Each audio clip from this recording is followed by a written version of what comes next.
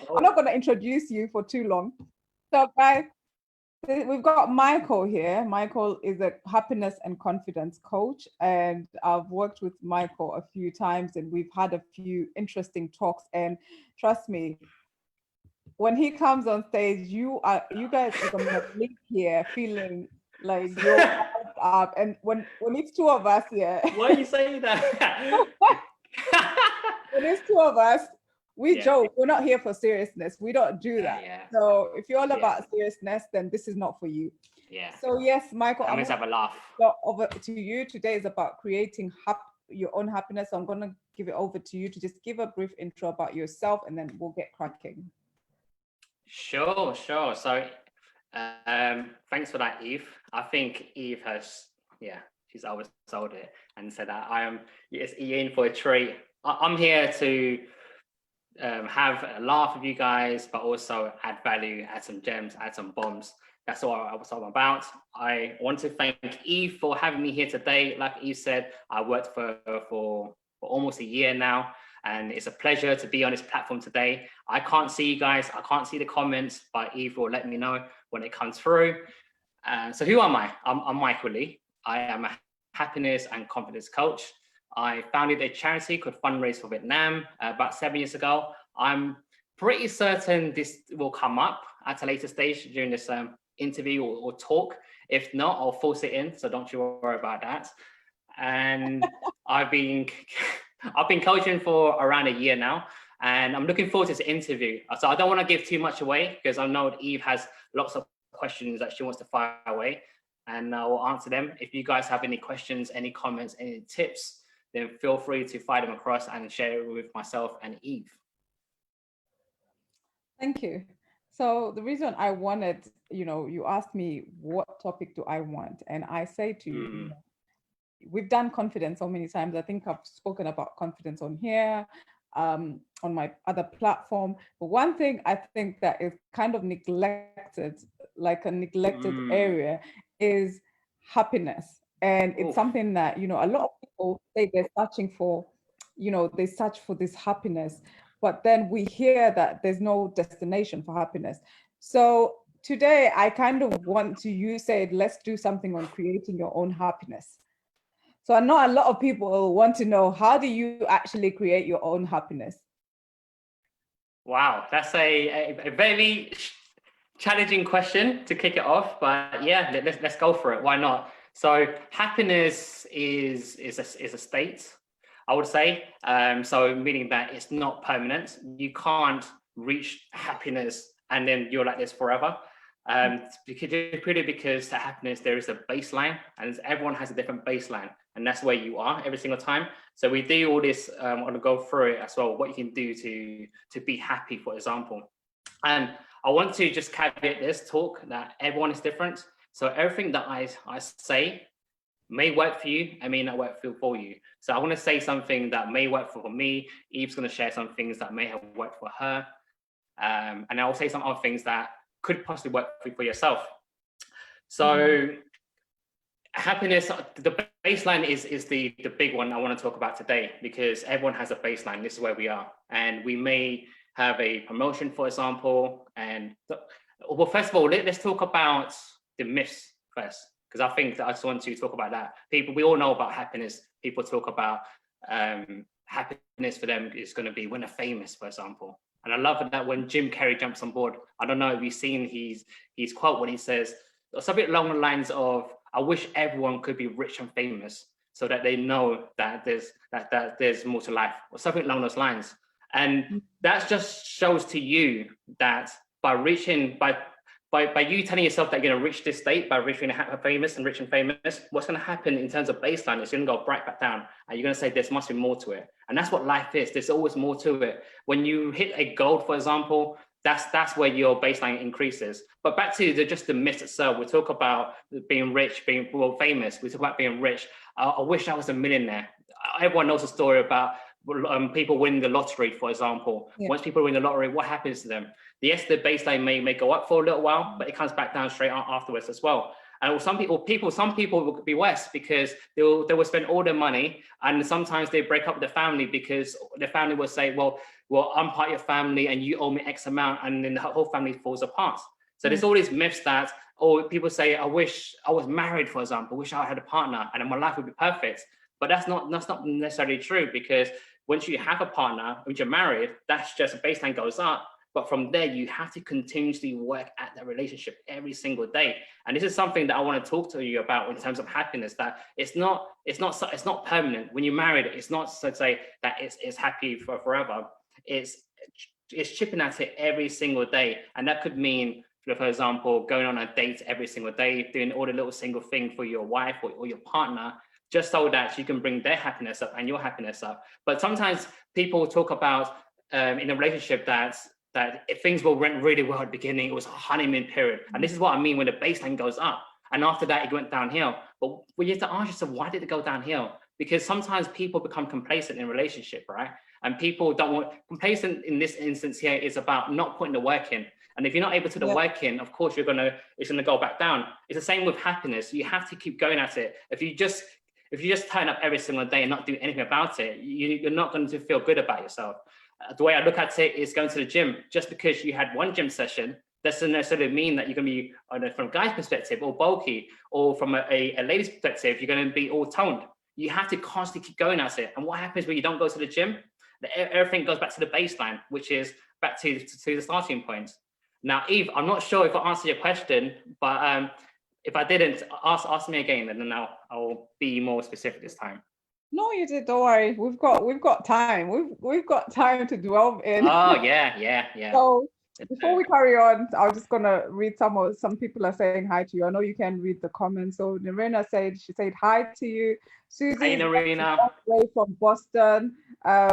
What's up, Susie? We've got Gurpreet all the way from Orange County. Orange County. Okay. All over. We've got international. We've got Angela from Kenya. We've got okay. Susie's busy adding people on, and perfect. You said something about the millionaire we spoke about. So we were speaking about some millionaires, how when you kind of get to that point, and a lot of people think that that's where you are, like that's the end when you've got the money and everything, but it's not. There is no end. So I'm just going to make sure I've covered everyone for now. Sorry. It's a bit hectic when you're using this technology. People, I am still trying. I still show up. I told you this. They're used to me, my tribe. Yeah. So anyway, this thing about happiness, I understand, like it's something that I like when you spoke about people get into relationships and then we sort of like get complacent, because some people think that when you're in a relationship that is the final end, that when you get that person to complete you, that is a happiness that you've been wanting to get. Well, in actual fact is, you create your own happiness, and no one can give you that happiness 100%. that you see. So in terms of like understanding, first of all, let's get to, what does happiness mean to you? To me personally? Yeah. So what happiness means to me personally? Happiness for me means to be myself, to be comfortable in my own skin and be okay with it. Happiness for me means being grateful. Happiness for me means giving back to the world. Happiness for me means to have a purpose and pursue that. I would say those things, that's how I define happiness. And not to deflect your question, Eve, this is what I mean. So that's the way I define happiness. And that's the way I look at happiness, because I look at it and I look at my values, and they are aligned.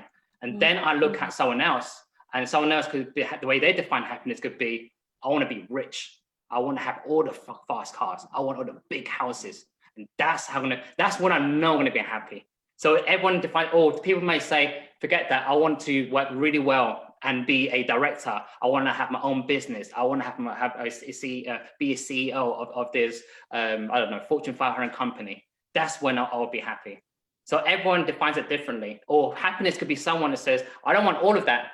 As long as I'm with my family, as long as my mum and dad are in good health, as long as my brothers and sisters are doing well, couldn't ask for more. I don't, anything else is a bonus. So this is what I mean, where everyone defines it differently, and the way we pursue it is going to be different from each other, but it may be quite similar.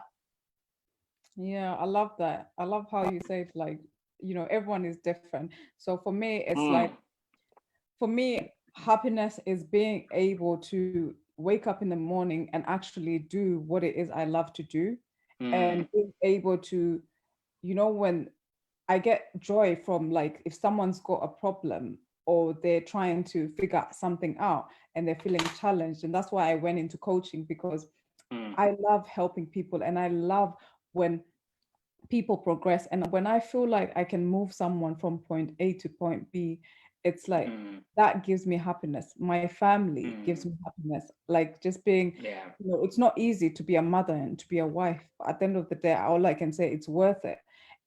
But in terms of like getting to that place, I had to work on myself first. I had to be satisfied with me being happy within myself. Even before I got married, I had this is a process that I had to take in terms of searching for that happiness. And also, I speak a lot about surroundings, like, who you surround yourself with, because sometimes we can be with people that do not make us feel happy. And I kind of, now then, that leads on to the next question, because this is a situation where where Go on. in terms of like, how are your relationships? Do they bring happiness to you? So this really depends on, like you said, Eve, depends on your circle. Who are you associating yourself with? And I'm gonna tell a story first. I think now is the right time to tell a story. Just to, yeah. I'm gonna squeeze this story. Okay, just in case it doesn't come up. But it's related to other people around you. Do they really make you happy? Right. So I want to talk about when I was growing up. So I grew up in a council estate in North London, England, and it's a rough area, and the people I was growing up with, I felt that at that time that they were bringing me happiness, but in reality, it was validation that I was seeking. So there's a difference between validation and true happiness. So I was there and I was showing up and I was doing things where when looking back now, I wouldn't agree with it. But then it was more on, does everyone agree with me with what I'm doing? And I'll be like, yeah, well done, Michael, you're doing a great job. And that validation made me happy. So when I talk about, when Eve asked me, well, what is happiness to you? And I said authenticity. And that's not the same as validation, of course. So growing up itself, when I was growing up, it was all about, okay, how can I please people? I was the yes person. What do I need to do to make people happy? And then that made me feel like as if I was happy. Does that make sense? So yeah, I was doing some naughty stuff when I was growing up. Even when I was becoming an adult and I was dating, I was a real heartbreaker, and I would go around breaking hearts. And listen, I just want to be honest with you. Yeah, I would be breaking hearts, right? And people around me would say, Michael, oh wow, heartbreaker, Michael. And I thought, okay, and it made me feel good about it, kind of thing. And so I felt happy about it, right? But really, truly, when I look back at it, it's a nasty thing to do. And the idea behind it, what I'm trying to say now, is that it's the people that you hang around with sometimes can make you, that doesn't really define true happiness. And after the couple of years later, when I was able to lose myself and then find myself, which I'll talk at a later stage, I realized that all the things that I've done, so most of the stuff that I've done are not really good, or made, like I said, that it hurt people. And in order for me to find happiness, I had to, it's a lot of self-reflection, and I had to look back at it and say, do you know what, I called these people up, and like some of the friends or the old friends, I'll call them up and I would apologize to them. I haven't spoken to them for maybe 8 or 10 years, to pick up that phone and say to them that, listen, you don't have to say a single word. I just want you to hear me out. And I would tell them that what was my mindset at the time. and just tell them where I am now, and just to apologize. And I didn't mean that way, and I didn't to hurt that particular person. And by doing this, that allows you to let go of that pain. And that allows you to not sabotage yourself and say to yourself, I was a bad person. I'm a bad person. I can't be this, I can't be a better person. So by apologizing to them, by letting go, that allows me to become more happy and say, do you know what? I'm okay with it. I'm okay with my own skin. I've done bad.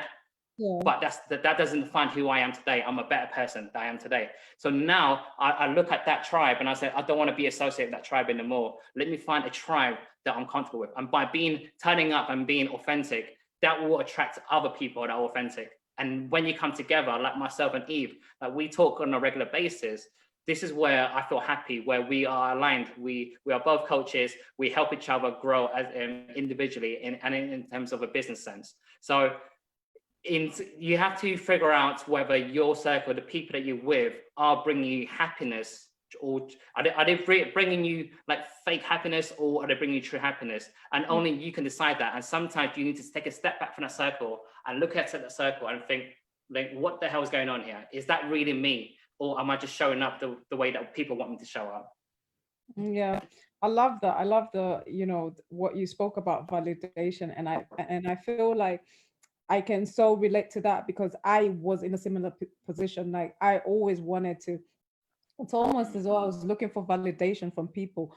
And if I was such a people pleaser, and I was doing things that other people were doing, or I was doing things so that I could look cool, or I was doing things just, obviously I had other things going on, but I felt a sense of always wanting, to seek approval from other people. And for the longest time I can remember, I was so unhappy. But then the funny thing is, nobody knew, because I was smiling my way through everything, thinking that, if if they, I do this for them, or just if I do this for that person, or I do what they're expecting me to do, then they will love me a little more, and then the happiness will come a little more. But I kept on just being sad even more. I kept on being more depressed. I didn't know, like, I just felt like there was something in me that just was not right. And from the moment that I decided that I've had enough and I just want to walk in my own truth, from that day on, I'm telling you, the kind of happiness that I have experienced, I cannot even put it into words. That I wake up in the morning and, not every day is a good day. I mean, obviously not, I'm not happy every day, but I know in terms of my state, I know now how to, like, with my mindset, I know how to change my mindset from being in that position where I feel sad, and kind of also having gratitude of what I have now, and being able to be alive, being able to help people, being in good health, that is happiness to me. Wow. So I was looking at the comments here, and I just want to there was some, that's why the smile. We're taking a breather. Yeah. Okay. Sorry, I have to add, like, so Narena says she loves your story time, and then she added, story time. play a hater. And then Susie said, breaking hearts, you were breaking hearts with a giggle. And then Narena said, happiness to me is an internal state of peace that can't be affected by anyone else or what I do and don't have. That is such a good point. And so coming on to, we've spoken about relationships. Let us talk about finances in happiness. Finance and happiness, okay. So in terms of, because I know you spoke briefly that, some people think that when they have enough money, they'll be happy. What is your take? I just want to know, let's put you in a position where you have won the lottery, that you've got all the money that you could think of, because I know your dreams are big. So, and I believe that you're going to get there. I just want to put you in a position that you're in a financial place where you can do anything. What would you do that would bring you happiness in that situation? Yeah. Okay. I'll probably say I'll take a step back from this, because I think everyone kind of knows what answer I'm going to give. But because we spoke about earlier that money is not the doesn't give you happiness. But I'll take a step back, because a lot of things that I say has to caveat, because it depends on that type of person. So if for me right now, and if I move to I don't know, I have all the money in the world and I buy a mansion, for example, it doesn't really change that much. I have a bigger place to live in. It will feel good for a little while, and that's about it. But where it changes in terms of money for someone is probably someone who's homeless.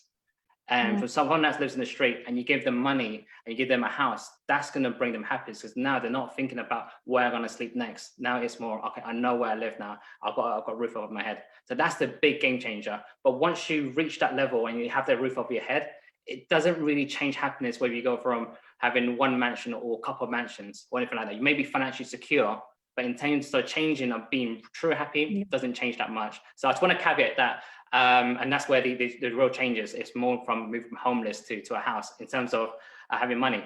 Now, if I won the lottery, what would I do with it? Now, is the question around what I would do with it to be more happy, or to maintain it? Like, not to be, or in terms of, in a ways, because money cannot bring you happiness, but it is a facilitator of happiness. let's be real. I agree. What would you do in that situation to kind of, what kind of things would you do? I'm just curious to know what you would do with the money that would facilitate that happiness. Yeah. So for me personally, if I had all the money in the world, or if I won the lottery, I would probably scale my charity. That's what I would do. So the charity is called Fundraiser Vietnam. I would probably stop everything. Hold on. Before you carry on, can you just tell us about that charity? Because a lot of people don't know. I'm the only one who knows. So do you want to big up yourself with that? Is it story time? Story time. Okay, let's do story time. Okay, so I want to talk to you about how I started the charity, and where I want to go for it in the future if I had money. So yeah, sit down, because it's maybe take 5 to 10 minutes. So what happened is that we spoke about validation earlier, spoke about me breaking hearts, and that's how I felt when I was with my friends and with the other people. But going back home, same thing what Eve said, is that when you go home and you think to yourself that, oh my God, like, I don't feel myself. And that's exactly what I felt. And I always tell people, I call it a mask. So we have this mask on and we go out there and we try to be someone else that we're not. Again, we're not being authentic. And we go home, we take this mask off, and we think to myself, and only we can see that mask when we take it off. We can only see us, we can see our true self, right? And it came to the point where I went to college, I went to university, I did all the things that my parents told me to do, but there was no end goal. For example, like, you're going to university now, and then you're going to go have a job. And I sat there and I thought, a job for 40 years, just sitting there at my desk and doing this job, this is pointless. And I thought to myself, this can't be life. This can't be life. And there were many disappointments in my life, ups and downs, a lot of expectations. So there's no like gratitude, being generous, being authentic, no such thing whatsoever. It was just me being oblivious to everything. So there was a lot of the depression, I was being depressed. There was anxiety, and then I was contemplating committing suicide, and all the things were coming down on me. And as a guy, this was happening in 2012. So it wasn't something that we really speak about, especially in my community. It's kind of just, hey, man up, don't worry about it. And I would just nudge it to one of my guy friends, and I'd say, hey man, I feel like crap today. Oh, you'll be fine. And it's just one of those things where you have to keep it to yourself. And that's what I mean. You go to your room and you take it off. I remember I would go to a party and to a nightclub, and everything would be good. You're having laughs, you're having drinks. But that's just how you want to show up in front of people. But deep down inside, I was dead inside. I was like, what the hell? What's the point in this? I was standing in a nightclub, everyone's dancing, and I'll stand there sometimes and think, what am I doing with myself? And I'm drunk, just standing there. And I'll go home and lay in bed, and my ceiling will be spinning. I'm like, this is pointless. And I came to the point there where, like I said, I wanted to commit suicide. And I thought, let me just end this, because what is my life about? There's no real purpose about it. This can't be it. And I said to myself, I just want to do one good deed in the world, and that's just to volunteer in an orphanage in Vietnam. Now, I'm not fluent whatsoever, but I just thought, I just do one simple thing for them. So going back in when I was in secondary school, I was like a really big nerd. I was sitting in the library during lunchtime, reading encyclopedia, if you remember that. Go to letter V, Vietnam War, and then go through it, what's happening, talk about Agent Orange, all the kids being affected. It's still happening to this day. I'm like, oh my God. And it was something where I felt that I wanted to pursue, but as you get older, you kind of lose track of it. And I said to myself, what do I want to do? And I remember that moment that I said when I was 14 years old, do something for your people. So I told one or two people, and it fell, and they said to me, don't go there, they're going to scam you, you don't speak fluent in Vietnamese, and so on and so forth. But at that point, I said to myself that who cares? This is the first time where I thought to myself, I was being authentic and thought, it doesn't matter because I'm not going to be here for a long time anyways. So I flew off to Vietnam, went to an orphanage, but this is my second time in Vietnam, again, not fluent, went inside this orphanage in Ho Chi Minh City, walked through the door, and I could hear the kids were laughing, I could hear babies screaming or crying, and I was like, what the, can I swear in this? Maybe not. Okay. Let me say what the F? Yeah, what the F? So I thought, what the F is going on here? Like, what am I doing with myself? And I remember the director came, she greeted me, she brought me to the baby room. And as I stand there, I was like, what is going on, right? I came into the baby room, and I remember someone gave me a baby, and the baby was like 3 weeks old. I've never held a baby in my life, and I was holding the baby like this, not this high, just because you can't see my arm. So I had a baby like up here, and then I was feeding the baby. And then I remember the story that the orphanage was telling me. They said that this baby was abandoned, had been abandoned in front of a church when the baby was just 3 weeks old. And I was looking at the baby, and I'm like, how can this possible? How can people do this? And as I looked around the room, there were so many babies that were abandoned. And I thought, oh my God, what is going on here? And then I'll go to another room, and I'll go to the kids' room. And these kids were bedridden, so they're laying there. Some kids were suffering from Agent Orange. I'm not sure if you know the story from Agent Orange during the Vietnam War, when the Americans sprayed the pesticide across Vietnam, and it went to the water, into the food, and they were born deformed. So some kids had these really large heads. I don't know if you've seen the photos before, but some 8-year-olds were laying there, and I thought, wow, is this life? And there was another volunteer with me, and she couldn't spend a minute or 2 minutes in that room because it was so heartbreaking. And I was spending most of my time in there just communicating with these kids. And then some baby had like a really large heads, right? And there will be other kids where they are not disabled or anything like that. They were just being abandoned when they were kids. And I would go in there and I was teaching them English. And this felt for the first time in my life. And I thought, oh my God, I feel like I have a purpose. I feel like there's some self-worth here. Whereas before, I'll be working for Sony, for example, and I would be sitting there and working. And I know that for a fact that if they fired me, they would replace me with someone else. It's not a problem. But here, people were listening to me, people paying attention with every single word I'm saying. And then I go to the baby room, feed another baby, go to the room filled with Agent Orange kids and spend time with them. And for the 2 weeks spending in there, I came to the realization that I didn't want to die. I just needed a reason to live. And that was the big thing for me, to have this real sense of purpose. And I remember when I was about to leave, I said to one of the girls, she said, I think she's 8 years old at the time, her name is Hien. And I held her hands, I held her hand, and I said to her that I'm gonna go now, but I'll promise you I'll be here next year. And she kind of like put her head to one side because her head is really big. And she said she didn't say anything. She just looked at me and then looked away. And then I said, I promise you I'll be back. So I went off back to England. And a couple of weeks later, I received a phone call from the orphanage. And they said that Hien has passed away. And that broke my heart because I promised the girl that I'll be back. And that was the big thing for me when I said, actually, do you know what? I need to take control of this. I need to be in a position where I can change lives. I need to be in a position where I can make impact. And I've been going back there every single year. So I created a charity called Fundraise for Vietnam, going back every single year to traveling across Vietnam and have a team of 7. We've been to orphanages, we've been to villages, hospitals, supporting families, schools, you name it.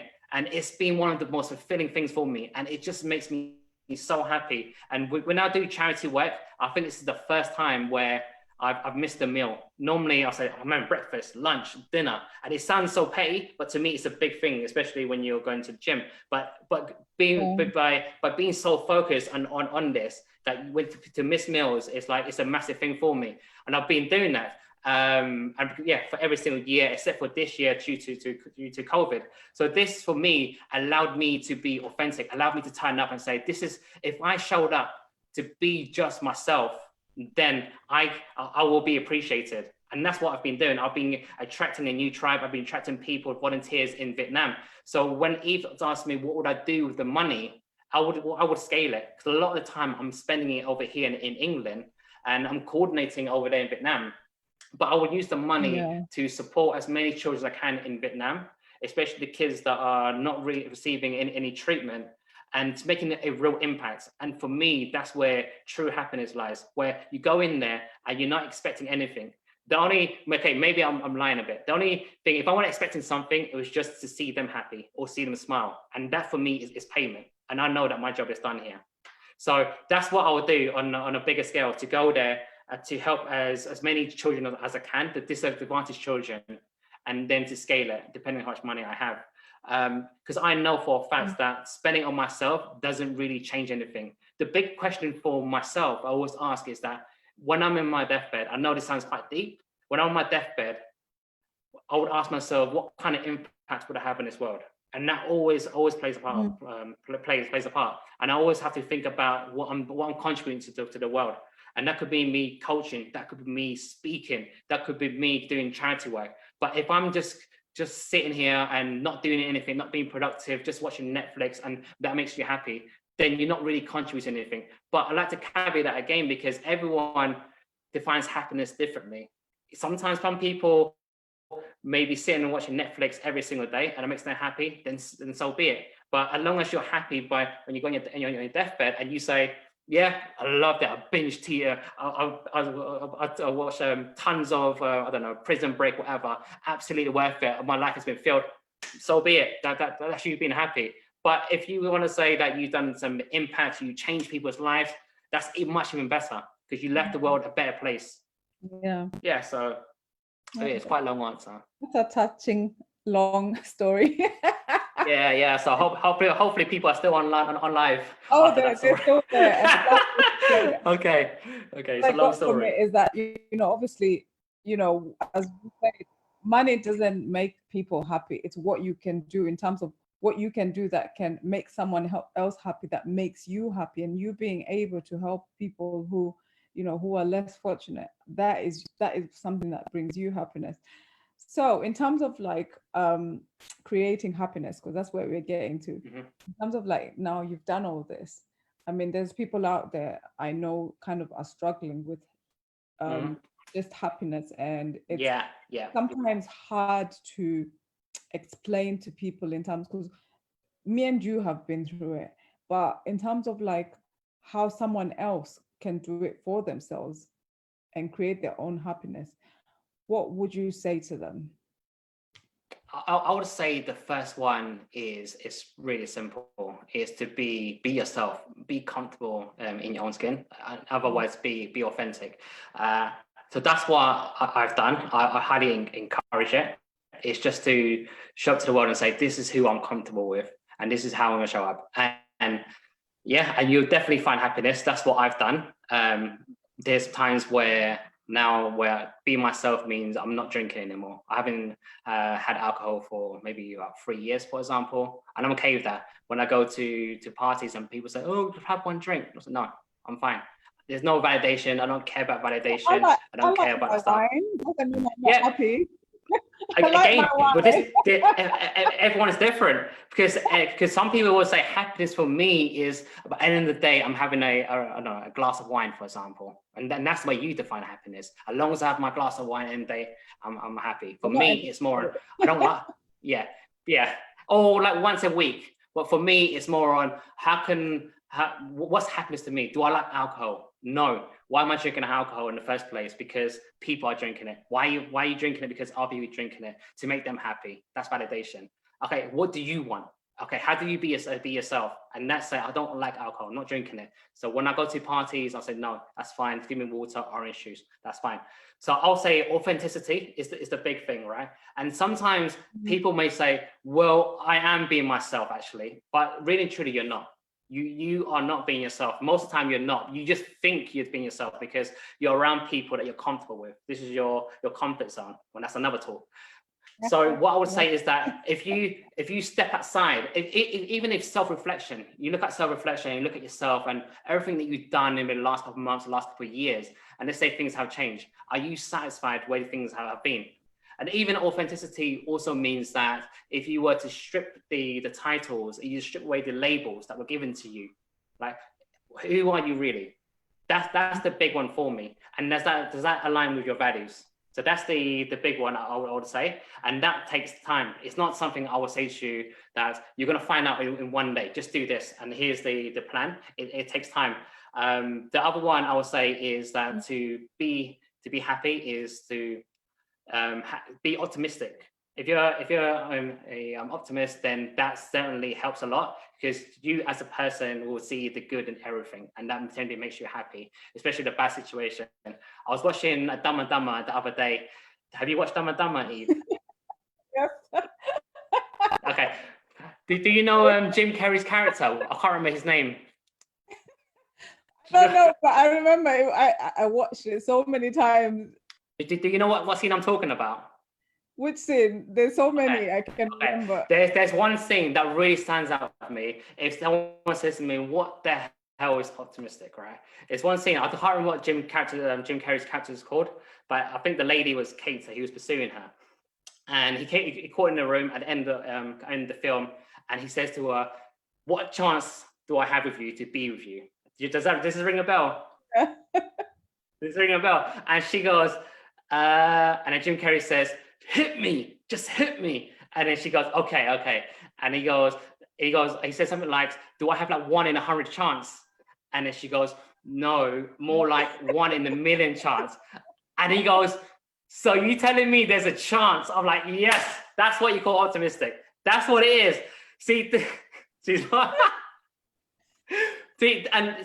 so if this is someone who sees the good in everything, it doesn't matter how slim the chances are, it's still good in everything. It's like someone that says, I don't know, if you apply for a job, for example, and they say, no, you're like, well, that's not right for me anyways. There's another job that's waiting for me. It's like looking at life that's full of abundance. And that's what it is. It's not looking at life at scarcity and think this is the last thing ever. Or even if you have a partner, we talk about partners a lot, even if you with someone and you felt that this was the perfect partner and things just don't go well and you break up for whatever reason, you still say to yourself, well, there's more people that's out there, it's lots of people to meet. That's being optimistic, and that could lift you up, for example, and have that mentality. But if you see the bad things in everything or the negative, like a pessimist would say, oh, that's my chance, I'll never be happy after that relationship now. Yeah. Then you're probably right. Then you will lower your happiness baseline. And that's what tends to happen. So or if you're a pessimist, then it's sort of just reframing things the way you see. But if you're an optimist, then you will have a really good chance of being happy in the long term. Every time people speak to me, I'm always trying to see the good in everything. Like, oh yeah, there's a chance. Yeah, this is definitely gonna happen. In 2 weeks, yeah, that can be done. And that's just the way I am. I'm a really upbeat, happy person. My wife thinks that I'm too happy that she thinks I'm on drugs, but this is just the way I am. I like to turn up like this. The other way I would say is, if you haven't practiced it, we all know this, is gratitude. To practice it, what are you grateful for? I know that this Eve probably covered before somewhere in one of our talks, but what are you truly happy for? So for me, when I looked back at give you an example, is when I went to the orphanage, when I went inside there, I said to myself, oh my God, I wanted to kill myself, when really true, these kids here don't have anything and they're happy. What the F is going on here? And that's me saying, I'm grateful for what I have. I'm grateful to have my parents. I'm grateful that everyone is healthy. Everyone's in a good place. So it's these kind of things. So even when Eve says she wakes up, she's grateful that she's able to impact her clients, for example, the day before. She's grateful that she's waking up to her husband. She's grateful that she's waking up to her children, and everyone is healthy. It's these kind of things. And sometimes we think that we don't have anything. But that's not true, because we all have something to be grateful for. We're grateful to be standing right now, to talk to you, to communicate with you. Even the small things, to be grateful to actually wake up and have another day to live it. And it's the small things. And it sounds crazy, but some people think, it's just another day. But then sometimes you have to like think bigger and think, oh my God, what can I do to make the world better, for example? So there's tons of different things in terms of gratitude. The other one I say is to be generous. Be generous, help people where you can. That could mean doing voluntary work. It could mean donating, for example. And there's something about that really, I can't describe it if you haven't done any voluntary work. But to go out there, even where it's like, I've done some voluntary work with Crisis, who's a homeless charity over here in England, spending time with them, just talking to them, it makes a real impact on their lives. Even when I go back to Vietnam and I'm spending time with these kids, it makes a true impact. Because not to take anything away from donating, I think donating is very easy to do, because it's just a transaction. Here, what's the details? Let me send it over to you. Fine, done. That's my good deed for the day. But if you actually go out there and say, okay, where's this charity? Where's the homeless people? Let me sit down then. Let me have a talk with them. That for me is the biggest changer, because you're actually exchanging your time in order to help people. And that for me would change the way you look at happiness. So these are the small things that you can do. There are other ways. We talk about having goals, for example. So goals itself, in life, what do you want to get out of your life, right? So there could be a number of different goals. It could be, I don't know, have a bigger house if you want to have that one, right? And for whatever reason, that reason you can define that. I want a new car. You can define how you want to get there. The other one, the typical one, is to get a promotion. Okay, I want to get a promotion. I want to be the head of team. I want to be the director of that, right? But when you reach that goal, I'm sure you know this, but when you reach that goal itself, becoming the head of marketing, the director of marketing, you're going to feel on top of the world for about 48 hours. And after that, you're going to come right down. And then you need to have another goal. And sometimes the goal itself is so big, because to be promoted every 2 months is unrealistic. You probably promoted every 2 years, for example. Then you break it down and say, okay, what else can I do? And also it could be maybe small projects that you work in your team. Sometimes people are working in a dead-end job and think, oh my God, this job is horrible, right? And they think that by moving jobs, that things will be different. You're probably right for the first week, and you think, oh my God, new environment, but it's the same job itself. Then your baseline will come back down. You think, okay, I'm not going anywhere in life, and then you'll be grumpy about it. So it's all about making impact and having different projects, I would say. So these are go on. Yeah, sorry. I just kind of wanted to touch upon something that's kind of really important, and I think it just needs to be said in regards to happiness. And one thing, and a lot of people overlook that, and it's purpose. So in terms of purpose, and how I view that is kind of, for me, my purpose was helping people to get out of a situation where they felt like they were stuck, and kind of that lacking confidence, having anxiety, being depressed. So like similar situations that you've experienced, I've experienced, being at a point where I didn't want to live, and just even going as far as attempting suicide. And for me, because that comes from being so unhappy for so many years.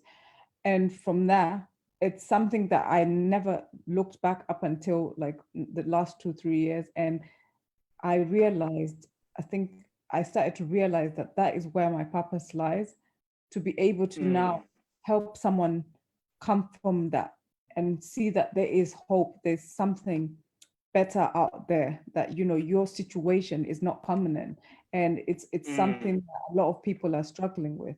And from the moment I found that purpose, because I was so lost, that is also the moment that my happiness began to really come through. Like I was just happy doing this.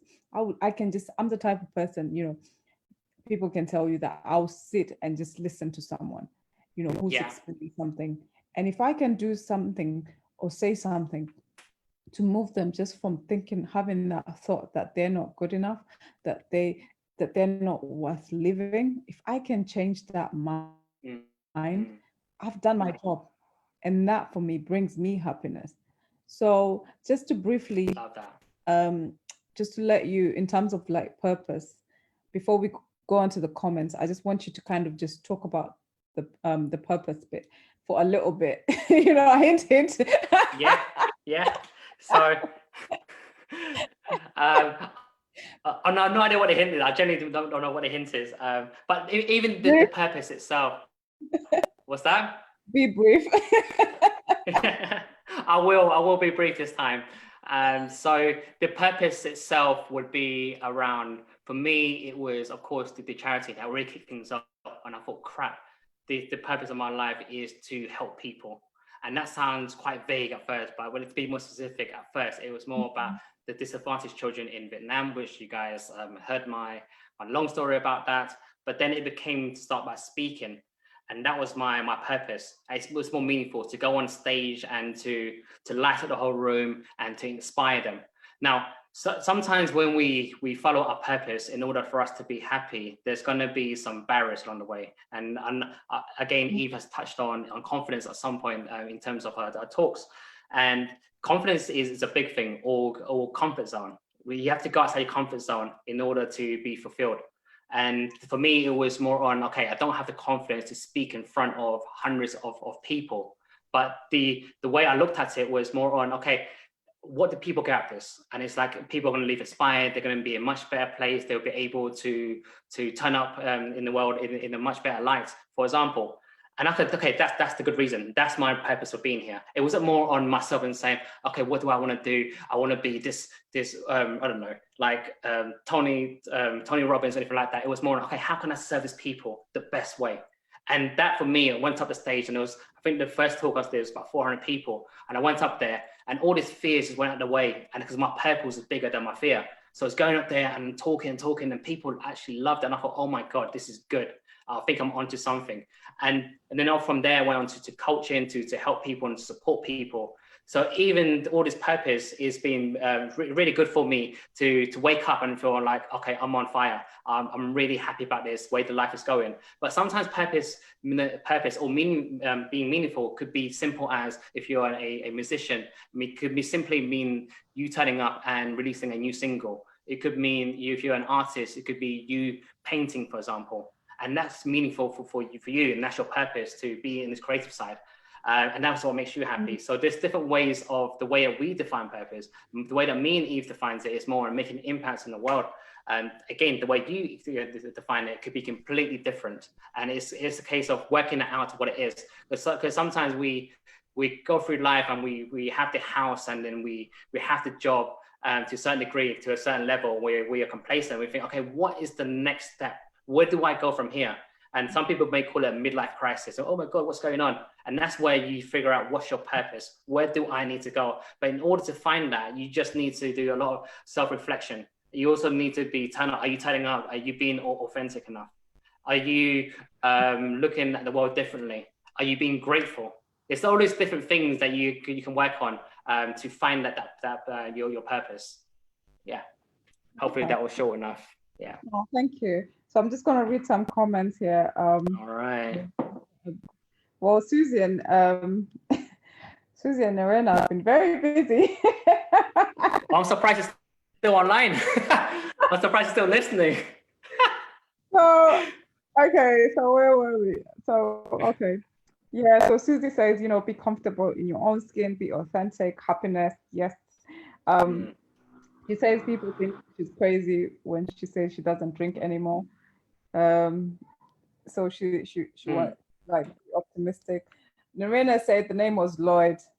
I think she was. Hey, that's it, Lloyd. That's it. Of course, it's Lloyd. Yeah. And Susie said, yep, steward the tongue, speak life and positivity onto yourself. People Narena says, people to take things for granted until they don't have it anymore. Trust me. Yeah. Susie says, Narena, 2020 has taught me a lot about what we have taken for granted. So, yeah. So in terms of like, because I know you mentioned we talked about purpose, and some people I think haven't found it yet. And I love what you said about being authentic. And the one thing that it's important to also highlight in the journey to being authentic, you will also notice that your journey will probably be lonely. And I kind of just wanted to highlight this because it's important that people also know that, you know, me and Michael, we've spoken about this, and we've spoken about sometimes when you're supposed to be doing something in life, or you're supposed to be where your purpose is meant to be, not everyone is going to come with you. And you'll notice that that road, you know, it will be for you to be able to elevate yourself. It's for you to learn about yourself, for you to be able to know that where are you going. And that needs you to be set apart from everyone else, so that first of all, you don't listen to the noise. Because what we do is we tend to listen to the noise, then our ego says, okay, we can't do this. So that's why they always say when you're trying to find your purpose, it's important to take that time to be with yourself. A lot of people also, it's not being with yourself in terms of, you know, isolating yourself from people, but taking that time to be with yourself and actually know who you are. So that was part of some of the things that I did to get to where, and to get to a point of where I feel happiness. And I know, Michael, you spoke to me about you had been in a similar situation. So I want you to kind of just give just a brief outline of kind of that road to kind of finding your purpose and what is at the end of that road. Because when you're going through it, it's not as nice until you get to the other side. So Yeah, definitely. I definitely agree with you. Because sometimes when you maybe know what your purpose is, or you think you know what your purpose is, but it's not aligned with your tribe right now, and they judge you and they think, why is he turning up differently? Why is he acting like that? Why is he saying that? And you kind of feel like an outsider. And this is what we call the comfort zones. The comfort zones here, you're inside it kind of thing, and you're trying to shift, but no one's shifting with you. And that what happens is that you're going out there and you make you feel uncomfortable, so you shift back in. And because you've gone back into that circle, you're never really going to truly pursue your purpose. And you may say, I'll do it in 1 year's time, do it in 2 years' time. But all you're doing is just procrastinating, right? So you have to be, like Susie said, you have to be comfortable in your own skin. And that means that going outside of the comfort zone, going outside your circle and saying, this is where I need to go, right?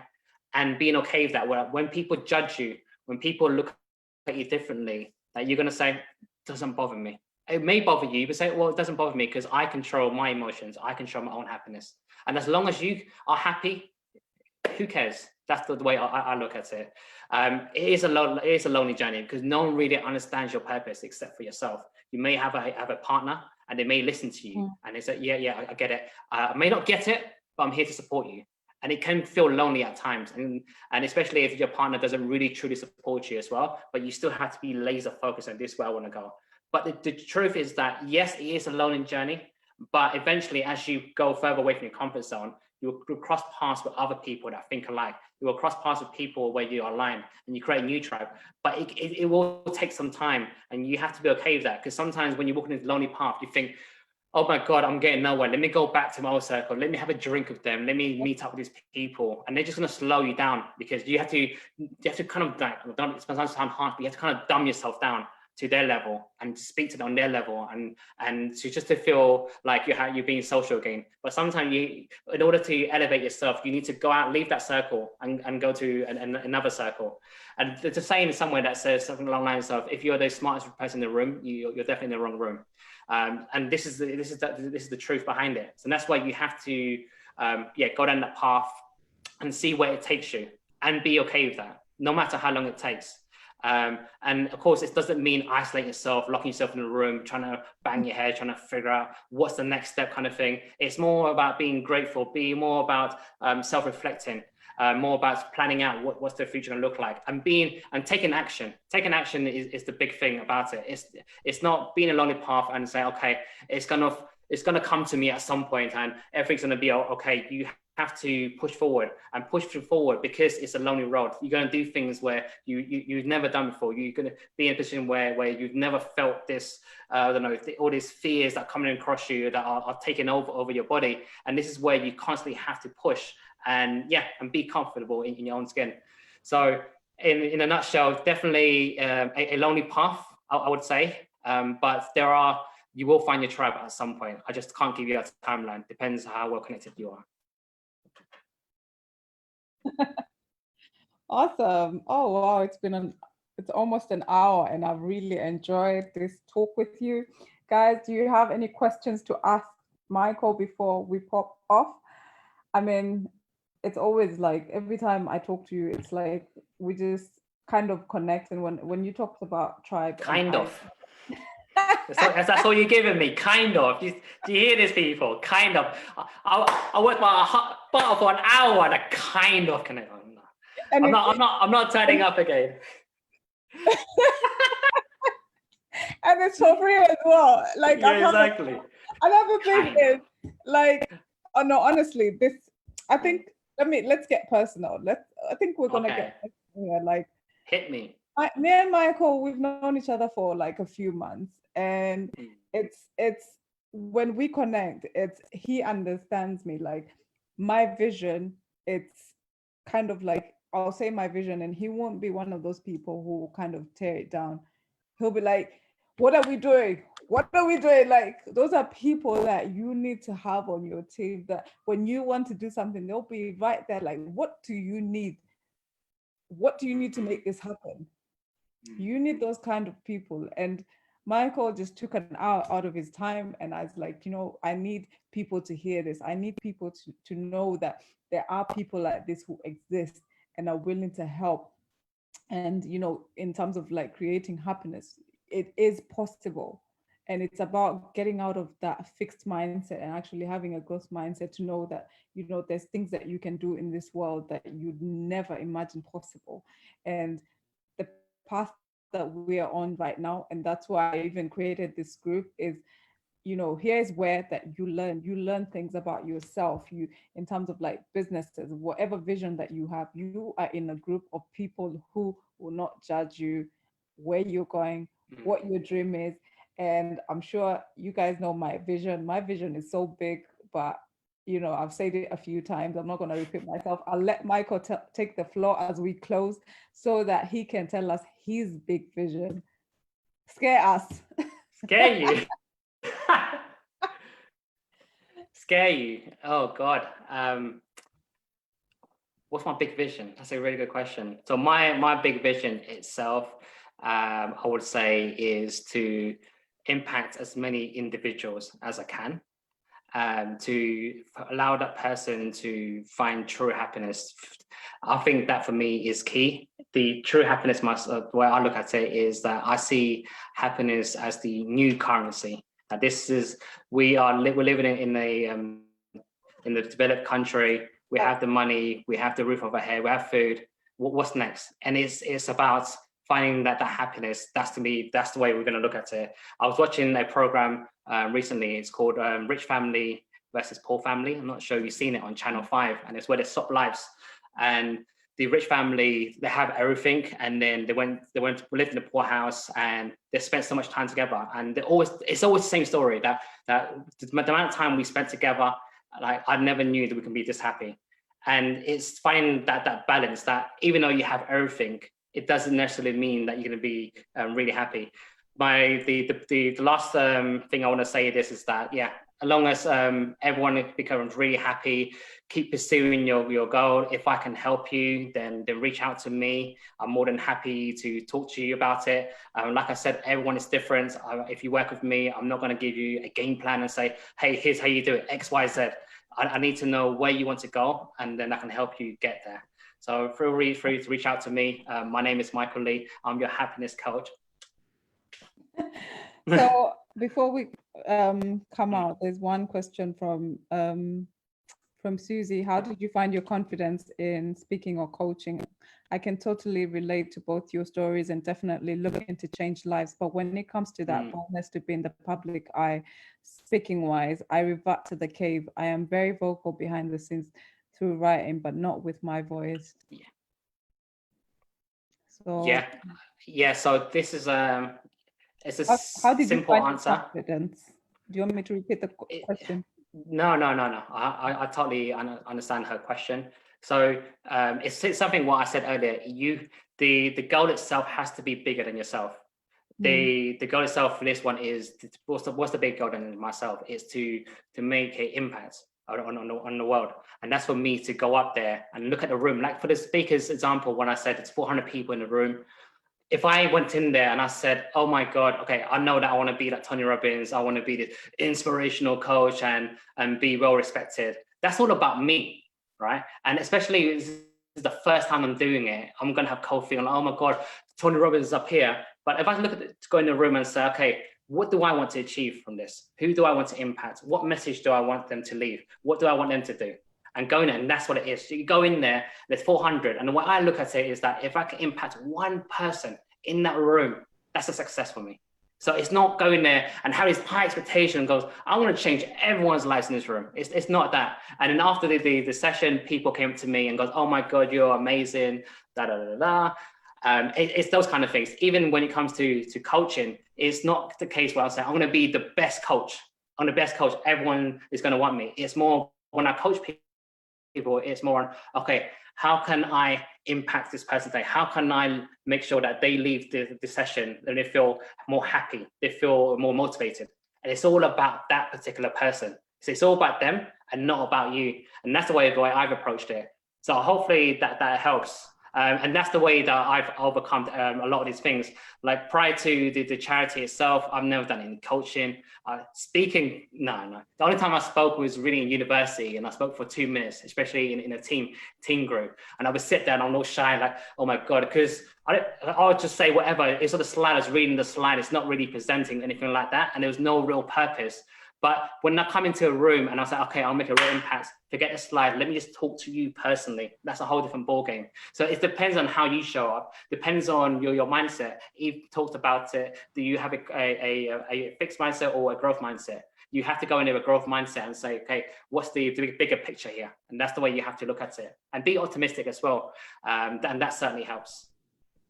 And also be authentic. Turn up the way that you want to turn up, not the way that people want you to turn up. That's the big one there. Because if you turn up as to be someone else, they're going to love that person and not you. And you always have to kind of fake it every single time. What's the point? So that's what I'll say. Well, thank you very much. I really enjoyed this talk with you. And, and you attended TEDx. By the way, he forgot to put that in there. He was on TEDx. Yeah. People. Yeah. So where can we find those videos? It's definitely one of the things where, I don't want to go on all about myself kind of thing. But now that you mentioned it, so the TEDx one, I've done it. It was about the comfort zone. You can find it on, of course, YouTube. It's called, what's it called? Your comfort zone is your danger zone. So that will be a really good one for yourself, Susie. You're gonna put it on the group so that people can watch it. Okay. Yeah. And then I have another TEDx talk in March the 12th, to TEDx Northwich. So that's a big one. I've called it "Who Are You Really?" So again, that's removing the titles, removing the labels, looking underneath the bonnet, and finding out who you truly are. And that's where you turn out to be, be the authentic you. And what makes you, what makes you tick? That's the big one. So it's an interesting talk coming up, and that's what I'm about. I'm more about the personal development. I'm more about the growth mindset, but more importantly, making you happy. Great. So hopefully, Susie, that's answered your question. Michael is going to put the link of his talk, and where can people find you? So for now, you can find me. I think Eve's tagged me on Facebook. My website is it's currently in progress, so you can find me there soon. It's www.michaelleecoaching.com. You can find me on Instagram. I think it's michael.lee.coaching on Instagram, but also on Facebook. So feel free to reach out. Awesome. I think thank you so much for, I just wanted to ask you a question. Are you standing up? I am standing up. I don't have it. I'm taking this seriously. I stand up because when I sit down, I'm not that energetic. So I stand up and my hands were going everywhere, but you can't really see it. It's like a T-Rex. Oh, okay. I was Yeah. thinking a lot of movement for someone who's sitting down. Yeah. So I stand up. I'm very energetic. Yeah, I move a lot. Okay, guys, thank you so much for joining us. Thank you, for being with us for 1 hour. This is gonna be on replay. Thank you, guys. And obviously